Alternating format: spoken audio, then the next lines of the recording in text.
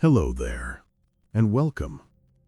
Tonight, we're going to step back in time, just for a little while, and open the door to a world that's long gone. One we can only rediscover through quiet stories. Maybe you're already cozy in bed, or perhaps you're just letting the evening wind down. Either way, I'm truly happy you're here. Let me know in the comments where you're listening from.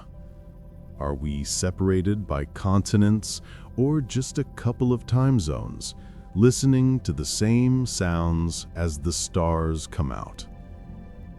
If you enjoyed these soft-spoken tales and thoughtful looks back at history, please consider subscribing. There's always so much more to uncover together. The deadly reality of the medieval castle.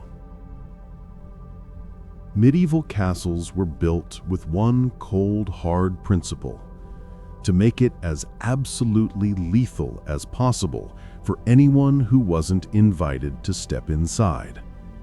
Every stone, every passage, every room was designed to funnel attackers into meticulously planned traps where they would meet their end. But here's the truly chilling part: the reality we often forget. These death traps didn't only claim the lives of enemy soldiers. They were often just as deadly to the very people who called the castle home. The medieval world was a place where death was always lurking, and nowhere was this more obvious than inside the supposedly secure walls of a castle. The moment you crossed the threshold, you entered a realm where a simple wrong step could send you plunging to your demise, where diseases festered in the damp stone, and where the air itself could carry the seeds of your destruction. Over the next several episodes, we're going to explore the most dangerous aspects of medieval castle life. We'll find out how the magnificent entrances were actually elaborate killing fields, how spiral staircases became equal opportunity death traps, and how the rudimentary sanitation turned these mighty fortresses into breeding grounds for the deadliest illnesses known to humanity. Before we dig into the specific mechanisms of death inside these stone fortresses, we have to understand the era that created them.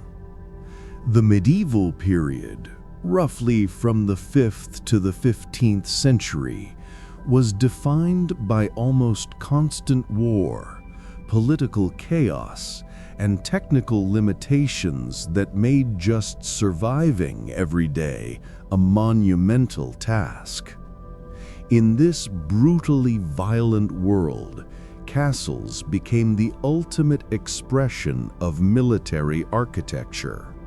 They weren't constructed for comfort, they were built to kill.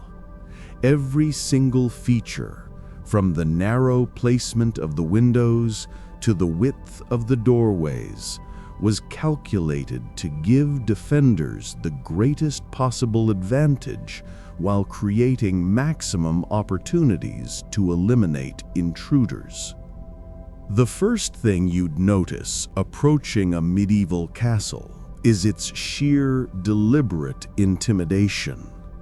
These structures were meant to project power and inspire fear, even from far away. The massive walls, often over 20 feet thick, weren't just physical barriers, they were psychological weapons designed to demoralize attackers before they even reached the gates. Take Caerphilly Castle in Wales, for example. Built in the 13th century, it covers over 30 acres and is surrounded by an intricate system of water defenses. It looks like the castle is rising right out of the lake, creating an almost supernatural impression of unassailable strength. This visual impact was completely intentional. Architects knew that the fear their castle generated was often their first and most effective defense.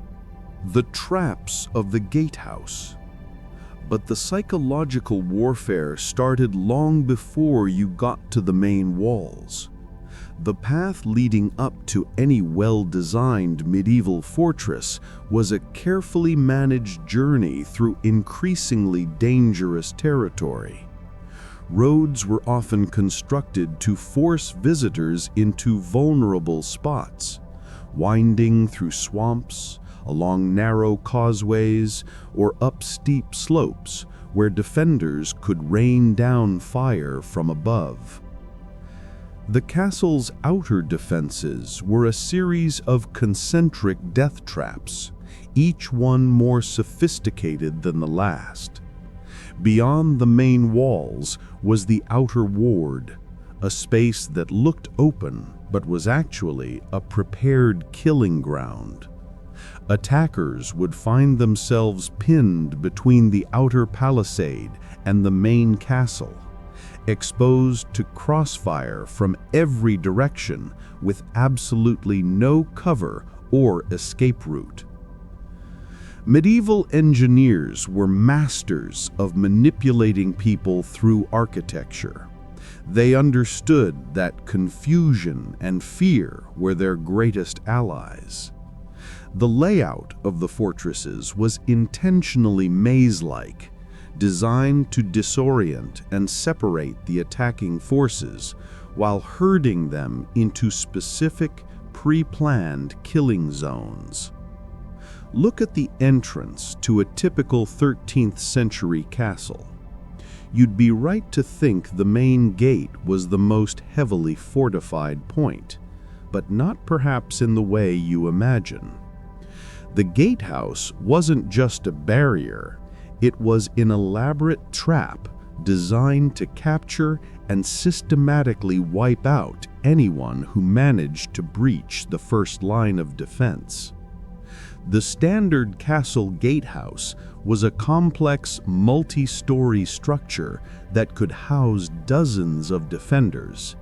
It wasn't just a heavy door, it was a sophisticated military installation featuring multiple layers of defensive systems, a drawbridge over a moat, a heavy iron grating called a portcullis that could be dropped to trap attackers, another pit or dry moat, a set of thick wooden doors, and then often a second portcullis.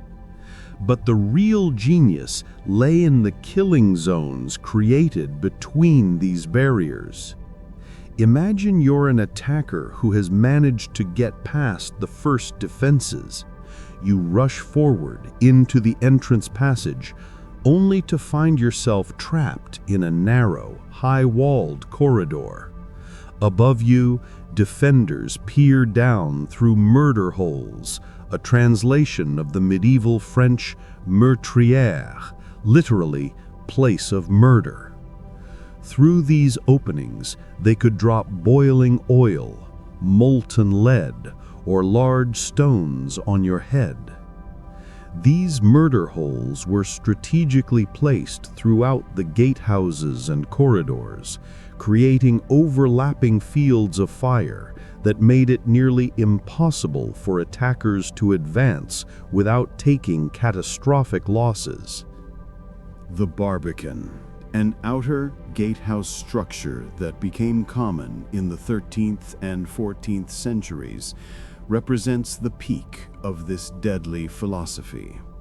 It was essentially a fortified funnel that forced attackers to approach the main gate along a single, predictable path while being constantly bombarded from multiple positions.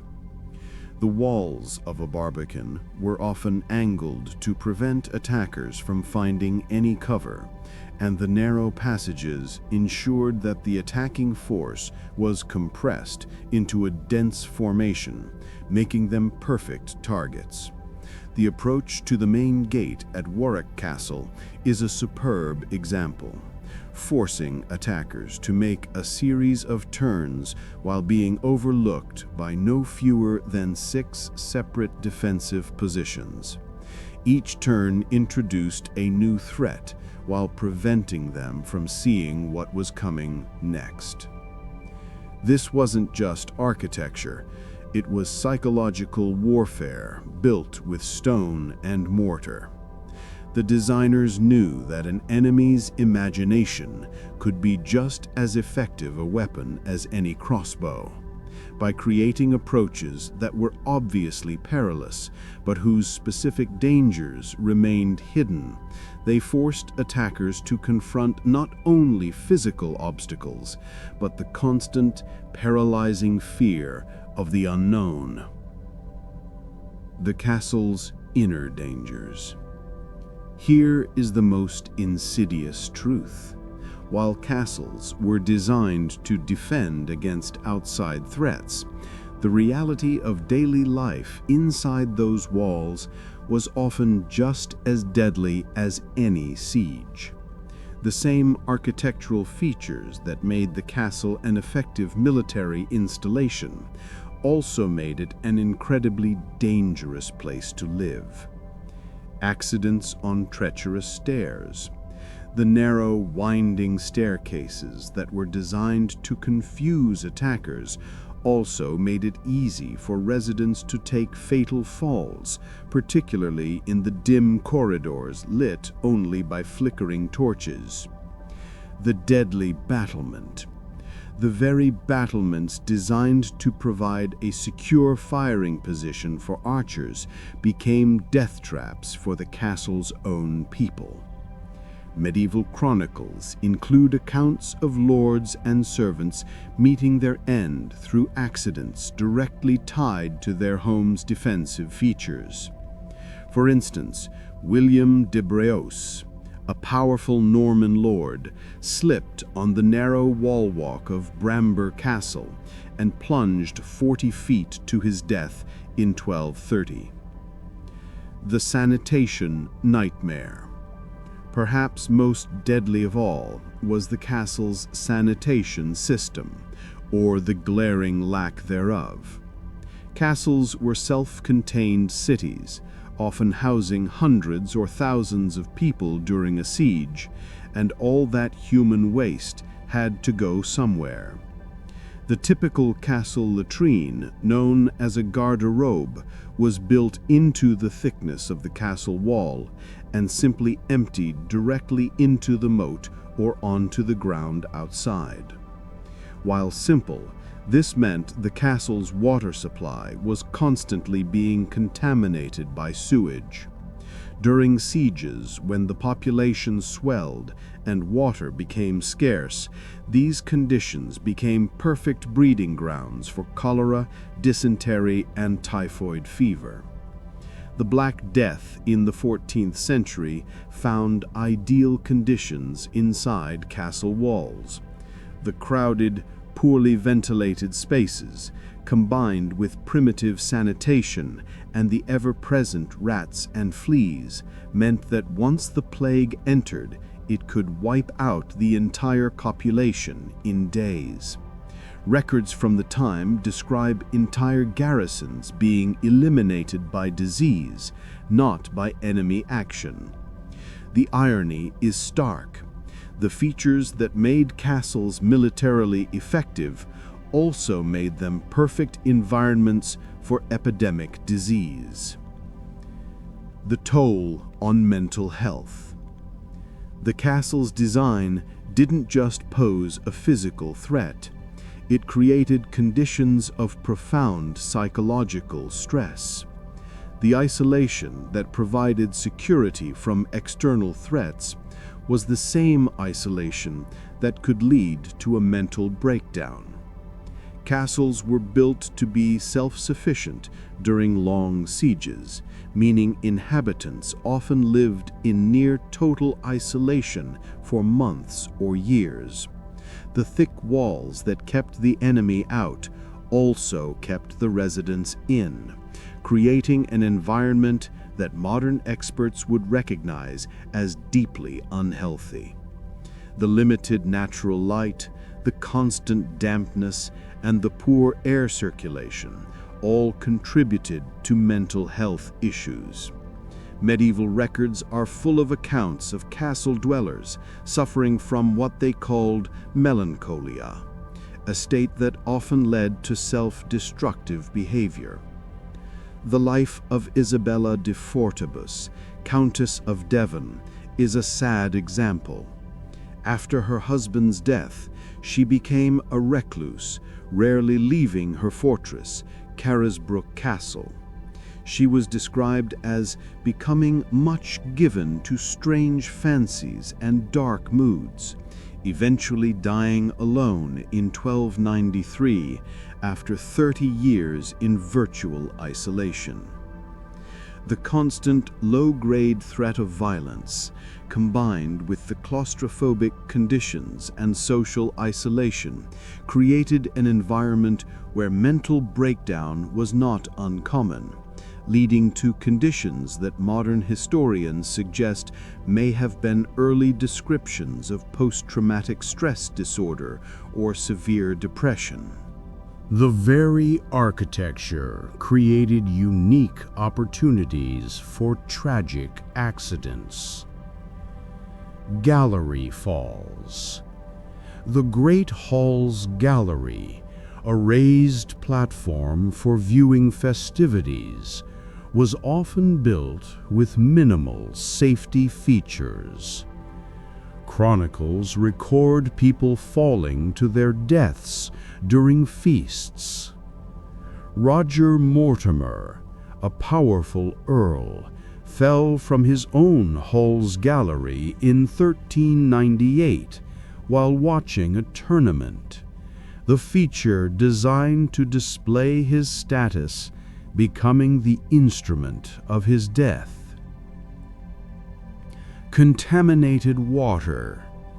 Castles needed massive amounts of water, but their wells were often dug dangerously close to the waste disposal systems, creating a constant risk of contamination. The moats, while defensively useful, became stagnant pools of disease-carrying water that could poison anyone who came into contact with them. The garrison at Caerphilly Castle, for instance, suffered from regular outbreaks of marsh fever, almost certainly malaria, transmitted by mosquitoes breeding in the stagnant defensive lakes. The kitchens, chambers of horror. Even the kitchens, the heart of castle life, were chambers of unexpected horror. Fire and fumes. Massive open hearths roared with flames, generating heat so intense that the stone walls would crack. Cooks worked in clouds of choking smoke, often collapsing from exhaustion into their own fires. Cauldron collapse. Enormous cauldrons, some large enough to hold an entire animal, hung over the flames on chains that could snap without warning, sending hundreds of pounds of boiling liquid and scalding metal crashing down. Food poisoning. Food preparation was perilous. Wooden tables, saturated with animal blood and juices, harbored vast colonies of bacteria. Meat often hung for weeks in poor ventilation, and the contaminated food struck down both the high-born and the servants with waves of dysentery and food poisoning. Vermin and mold. Granaries built into the thick walls were perfect breeding grounds for rats and mice. These vermin contaminated the stored grain with droppings, spreading disease. Worse still, the perpetual dampness caused the grain to develop deadly molds that could produce toxins, leading to convulsions and death. Structural decay and hidden dangers. The castle's materials themselves turned against their inhabitants. Failing mortar. The mortar binding the stones was often mixed with organic matter like animal hair or even waste. Over time, this would decay, creating pockets of weakness that could cause entire sections of wall to crumble unexpectedly. Slippery stairs and falls. The stone spiral staircases, worn smooth by decades of use, became treacherous, especially when wet. The medieval chronicler Matthew Paris recorded a guard slipping on a rain-slicked staircase at the Tower of London and tumbling down 3 flights, his torch setting fire to the rushes below. Collapsing roofs. The enormous timber roofs of the great halls were structural marvels, but the immense weight and complex joinery would cause walls to bow over time, leading to stress fractures. When these roofs failed, they could punch through multiple floors below. In the 14th century, a supporting beam in the Great Hall of Kenilworth Castle collapsed during a feast, instantly killing 12 guests. Toxic elements. The tapestries that decorated the cold stone walls were woven from wool and treated with chemicals, essentially making them enormous, fast-burning candles. When they caught fire, they filled the room with toxic smoke and created walls of flame that blocked all escape. Medieval castles were, without a doubt, death traps, but not only in the way their builders intended. These fortresses were certainly effective at keeping enemies out, but they were just as effective at trapping their own inhabitants in environments that were deeply hostile to human health and safety.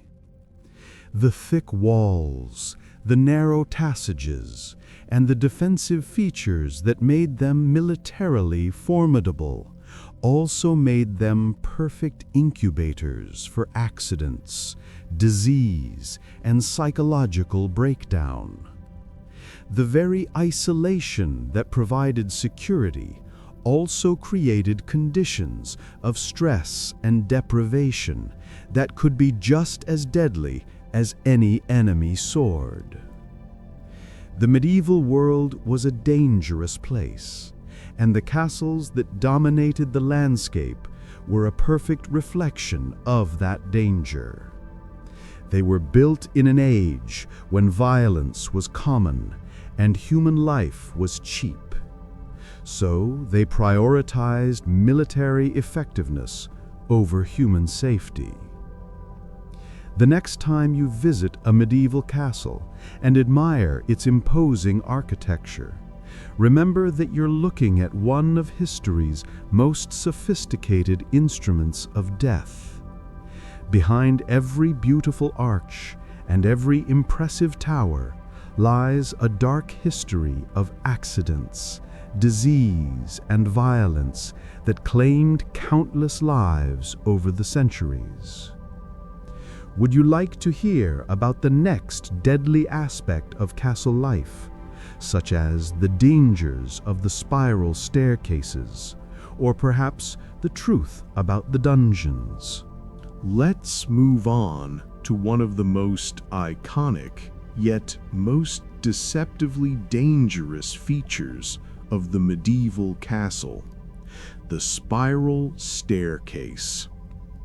You might think of them as merely a picturesque way to get to the top of a tower, but in reality, They were a core element of defensive architecture, a brilliant piece of military engineering that was, sadly, a persistent hazard for the people who used them every single day. Designed to kill, the primary reason for the unique design of most medieval castle staircases was simple: to give the defender a lethal advantage. Almost all medieval spiral staircases wind clockwise as you ascend, right-handed orientation. This seemingly small detail was a tactical masterpiece. A right-handed defender, fighting his way down the stairs, could swing his sword or lance freely out and over the railing into the face of an attacker. Conversely, a right-handed attacker coming up the stairs was severely handicapped. The central stone pillar, called the newel, was always on their right side, forcing them to lead with their left shoulder, effectively blocking their sword arm and preventing a full, powerful swing. They were forced to stab or use a short dagger, while the descending defender enjoyed a massive range advantage. However, this design, which was so effective against enemies, became a constant threat to the castle's own inhabitants. Imagine navigating these stairs under normal conditions. The tread. The stone steps, carved from uneven local rock, were often steeply pitched and had a wedge shape. They were extremely narrow on the newel side and wide on the outer wall. Decades of footsteps wore the wide outer edge down, making the already uneven steps slick and treacherous. The lighting. Castle towers relied on tiny, narrow arrow slits for light. These slits provided almost no illumination for the center of the tower. Residents navigating the stairs were moving in near total darkness, relying on a flickering torch or just muscle memory, making it extremely easy to misjudge the width of a step and plummet. Carrying loads. The narrow newel and the low, often irregular ceilings meant that anyone carrying a load, a bucket of water, a meal, a heavy piece of armor, or a sick child had to walk carefully hunched over. A simple trip, especially when carrying a heavy load, could mean an unrecoverable tumble down the entire flight, often resulting in a broken neck or cracked skull on the unforgiving stone. Medieval records, while not always precise on the cause, are full of instances where people simply fell in the tower and died. These were not always acts of war. They were often just domestic accidents caused by the brutal functionality of the architecture. Confusion and panic. The winding, repetitive, and dark nature of the staircase was also a tool of psychological control and a source of confusion during emergencies.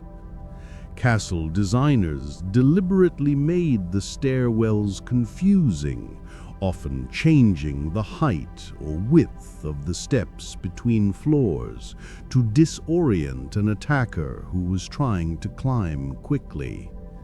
But this same design meant that in a moment of panic, like a sudden fire or an alarm in the middle of the night, residents would trip, stumble, and fall over one another, creating a bottleneck of fatal accidents. The spiral staircase was the literal vertical highway of castle life, connecting the dungeons to the kitchens, the great hall to the lord's private chambers. And because it was used constantly, in every hour of the day and night, it presented a relentless, unforgiving hazard to everyone, from the most powerful lord to the lowliest kitchen maid. It was a place designed for lethal efficiency, and the inhabitants of the castle were its most frequent and most unfortunate victims. We've covered the treacherous gatehouse and the deadly staircases. Next, we can move to the castle's social heart, the Great Hall.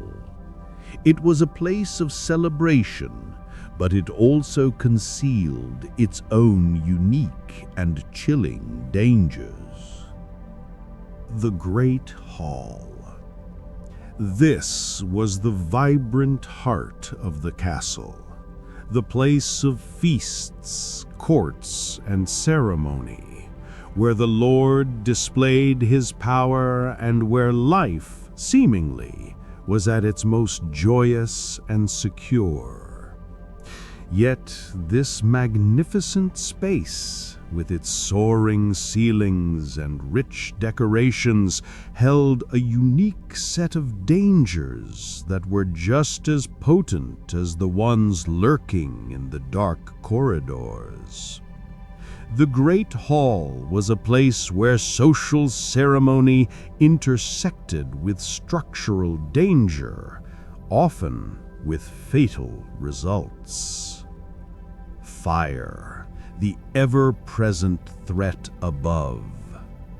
The most immediate danger came from the very thing that made the hall impressive, the massive timber roof.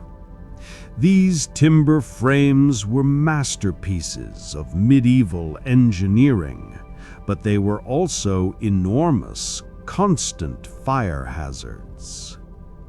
The hearth. Heating the vast hall required a massive central hearth, or often a series of smaller braziers filled with burning charcoal and logs. The smoke and heat rose, constantly baking the centuries-old timber frame above.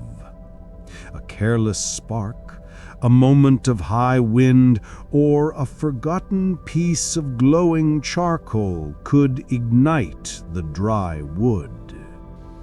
Rapid destruction. Once a fire took hold in that high roof, it spread with terrifying speed.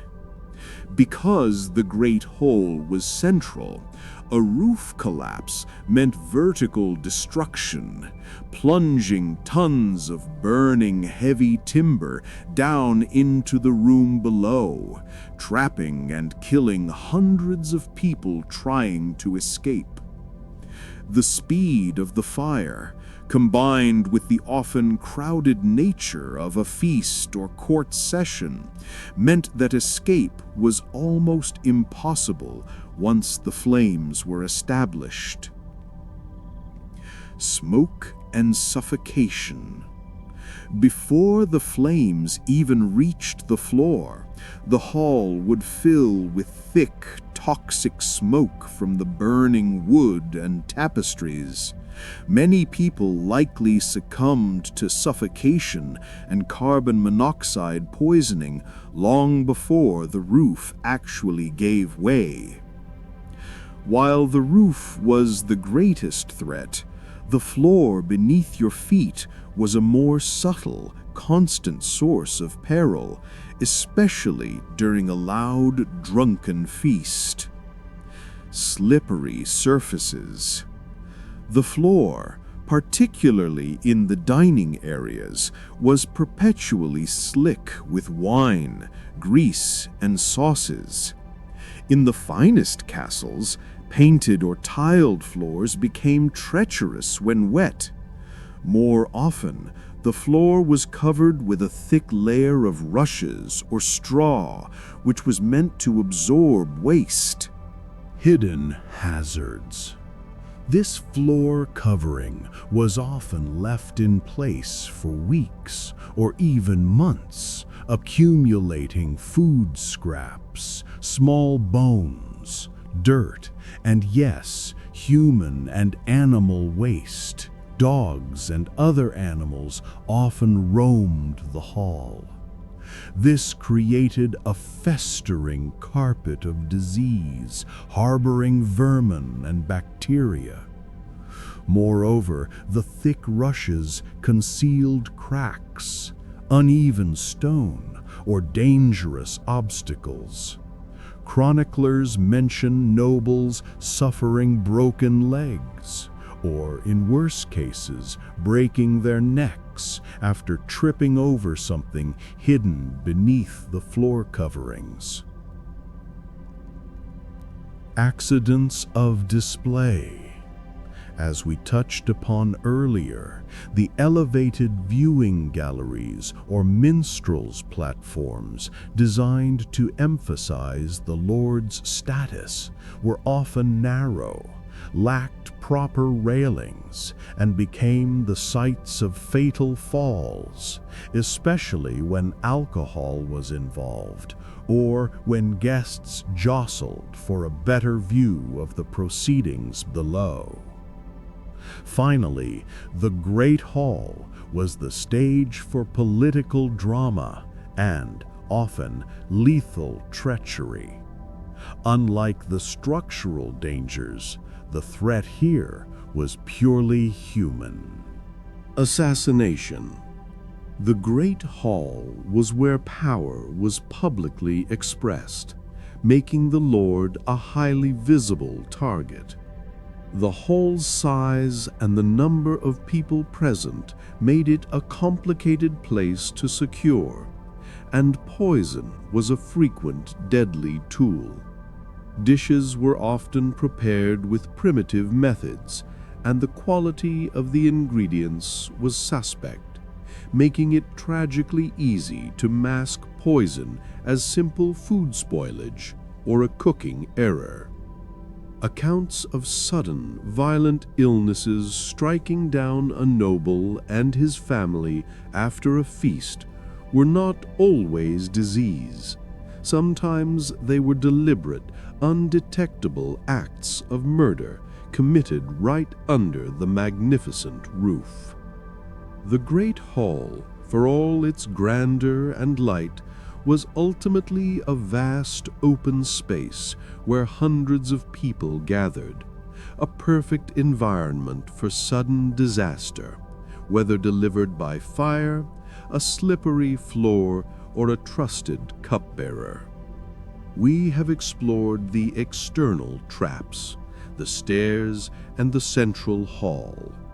Next, we should look at the place of absolute deprivation, the dungeons and prisons, where the dangers were intentional and relentless. The castle's dungeons and prisons represent the inverse of the Great Hall. Where the hall was designed for display and life, The dungeons were built for intentional destruction.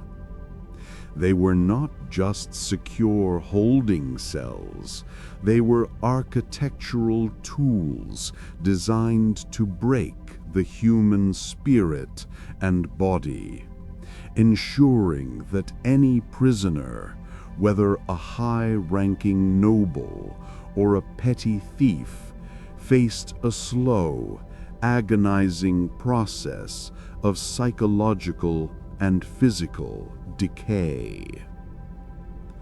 The pit, an end to the senses. The quintessential medieval dungeon was not a series of cells, but often a pit known as the oubliette, a French term meaning place to forget. Sudden descent. Entry was usually through a single, small opening in the ceiling, a hole often covered by a heavy stone slab. The prisoner was simply dropped in, sometimes a distance of 10 to 20 feet, where they landed on a floor that was either damp earth or worse, their own or previous prisoners' waste. Total sensory deprivation. The oubliette was specifically designed to be utterly dark.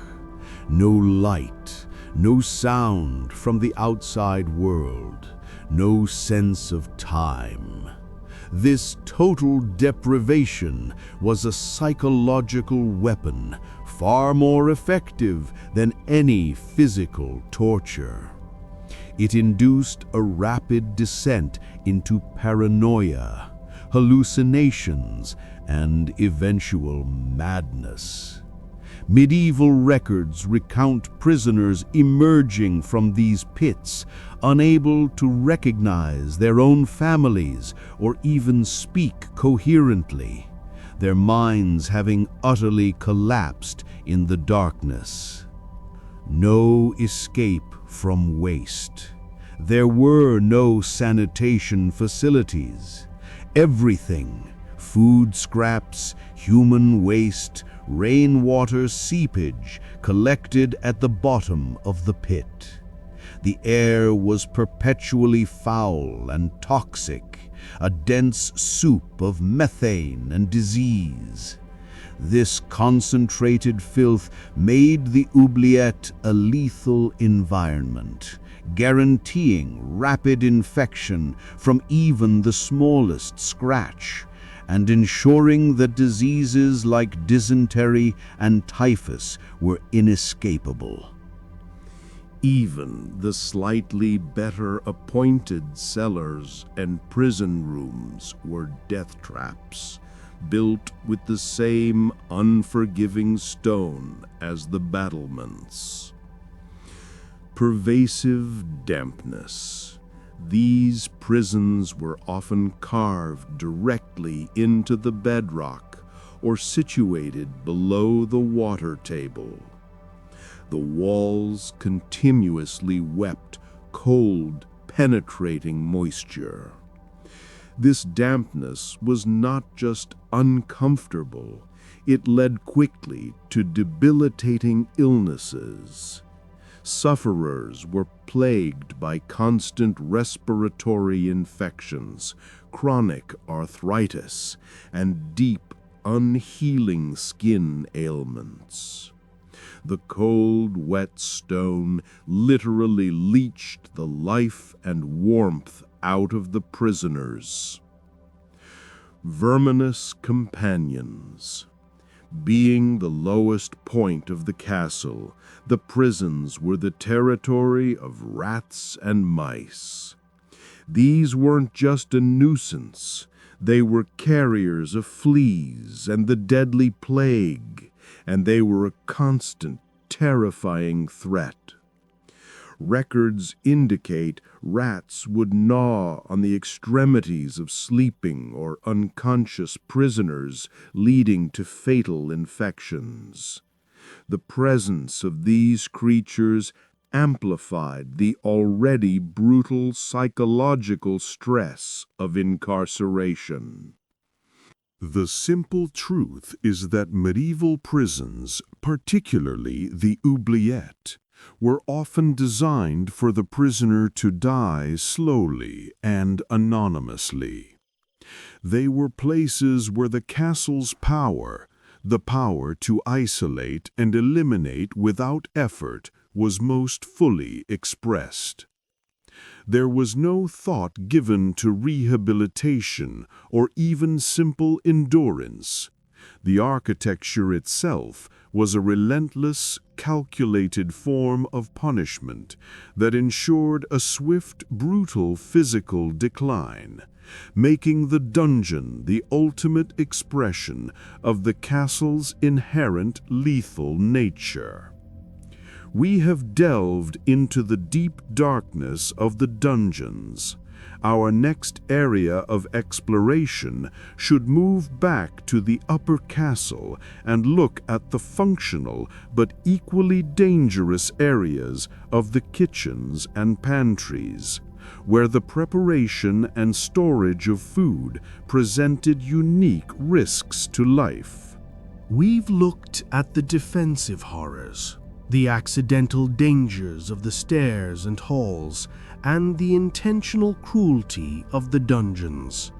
Now, let's explore the castle kitchens, the vital center of life that was, ironically, one of the most perilous places to work and a constant, invisible threat to everyone in the castle.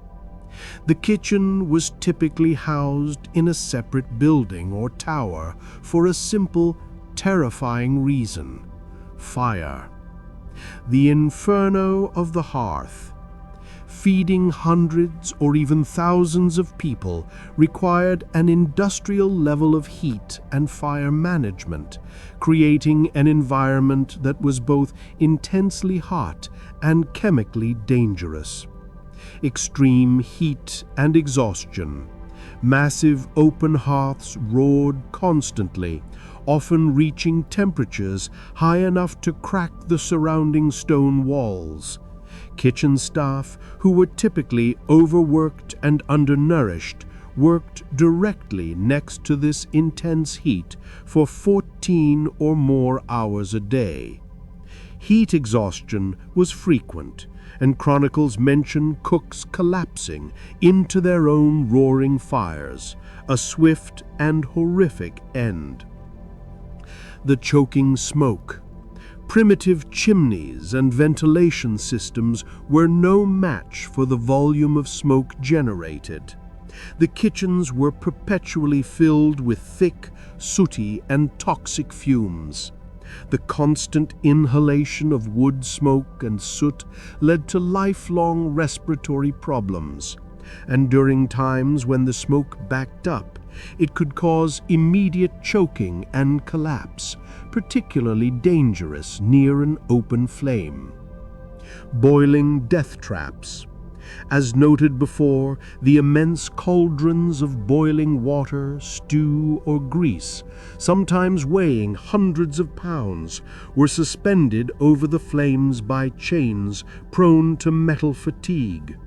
When these chains snapped, they didn't just spill food, they created a devastating wave of scalding liquid and heavy metal that could crush bones and inflict third-degree burns across the entire body, often resulting in agonizing deaths from infection days later.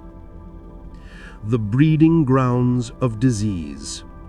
Beyond the immediate trauma of fire and heat, the very function of the kitchen created the perfect laboratory for illness. The greasy floor. The stone floors were constantly saturated with animal fats, grease, spilled liquids, and blood, making them incredibly slick. A fall meant not only a broken limb, but a severe risk of infection, as the entire environment was rich in pathogens. Contaminated surfaces. The large wooden tables where meat was butchered and food was prepared were impossible to sanitize by modern standards. Cuts, cracks, and saturation from animal fluids meant they harbored vast, thriving colonies of bacteria. Even small cuts on a cook's hand could lead to a fatal infection. The castle's food storage, the larders and pantries, were often warm, damp, and lacked effective pest control. Meat and fish, preserved crudely with salt or spices, regularly spoiled. Cooks often attempted to disguise the smell and taste of putrefied food with expensive, strong spices. However, they could not mask the deadly toxins produced by spoilage.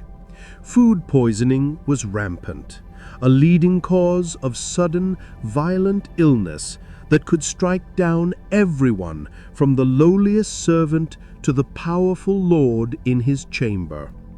In an age before microbiology, the cause was often attributed to bad luck or poisoning, when it was simply deadly, spoiled food prepared in an unsanitary environment. The castle kitchen was a nexus of daily life, yet it was a space where the inherent risks of primitive technology and close-quarters work made sudden, violent, or invisible death a constant reality for the people who toiled there. We have addressed the dangers of the kitchens. For our next part, we should focus on the hidden risks that plagued the castle's infrastructure and hygiene, the moat and water supply, examining how defensive features ironically became sources of disease and death.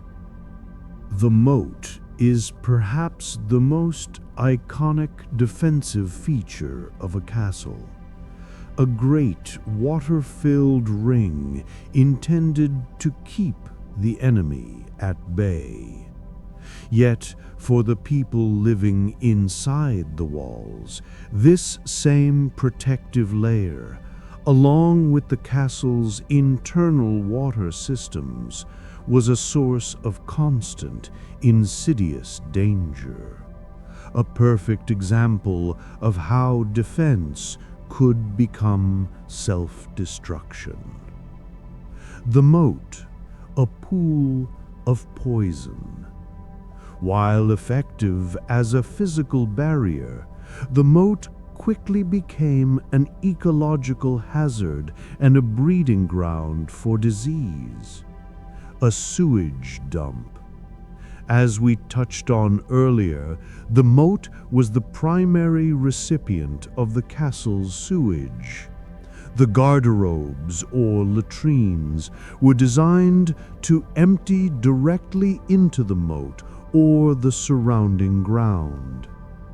During a siege, when the population swelled, the moat transformed into a stagnant pool of concentrated human waste, cooking refuse, and decomposing organic matter. The breeding ground.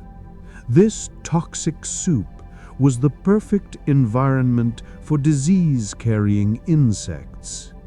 Medieval records frequently mention outbreaks of marsh fever or ague, likely malaria or severe forms of fever among castle garrisons, especially those near water defenses like Caerphilly Castle. Mosquitoes thriving in the stagnant, polluted water acted as efficient vectors, distributing sickness throughout the entire population inside the walls. Contamination through defense. In many cases, the castle's defenses relied on systems that diverted local river or stream water to fill the moat. If the river was polluted upstream, perhaps by another town or castle, the moat simply acted as a reservoir to store and concentrate that contamination, creating a deadly barrier both for the attackers and potentially for the defenders if they relied on that water source. The internal water supply, the wells dug within the castle walls, were intended to provide a secure, siege-proof source of drinking water. For security, these wells were often located centrally, deep within the castle's structure. The inescapable seepage. The problem was that these wells, for all their depth, were frequently contaminated by the castle's own waste. The cesspits, latrines, and garbage heaps were everywhere, often seeping liquid waste slowly but surely through the earth and stone foundations. This waste, containing millions of deadly pathogens, eventually filtered into the groundwater, contaminating the very water the residents drank, cooked with, and used for brewing. The invisible killer. Since medieval people didn't understand germs, they could not see the contamination. The water might taste and look fine, but it harbored typhoid, cholera, and dysentery. During a siege, when the population was stressed, food was scarce, and hygiene was impossible, a contaminated well could wipe out the garrison faster and more efficiently than any invading army. The castle's most vital resource, water, became its greatest health liability. The irony of the water systems was tragic. The moat was built to ensure the enemy could not survive outside, while the well was dug to ensure the inhabitants could survive inside. Yet both features were constantly working against the health and survival of the people they were meant to protect. We have now explored the dangers posed by the castle's most visible defense and its most vital utility. For our next part, we should focus on the hazards of the ultimate high ground, the battlements and wall walks, and how these defensive positions caused countless accidental deaths among the guards and residents. Would you like to examine the fatal dangers of the castle's high walls next?